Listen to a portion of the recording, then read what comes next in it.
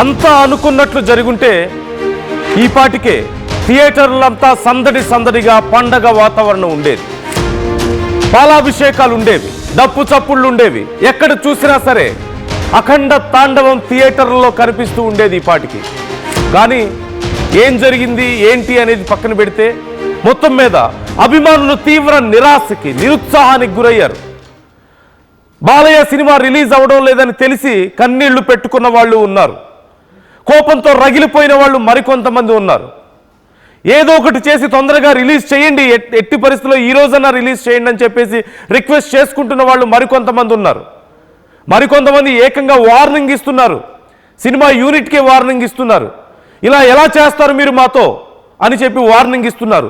వేలకు వేలు టికెట్లు మేము ఖర్చు పెట్టి టికెట్లు కొనుక్కున్నాం, కిలోమీటర్ల కొద్దీ మేము నడిచి మరీ ఇక్కడికి వచ్చాం థియేటర్ల దగ్గరికి, మీరు ఎలా షోస్ క్యాన్సిల్ చేస్తారు అని చెప్పేసి అడుగుతున్నారు.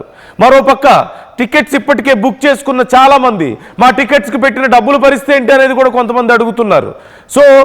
సో మొత్తం మీద సినిమాకి సంబంధించి తీవ్ర గందరగోళం.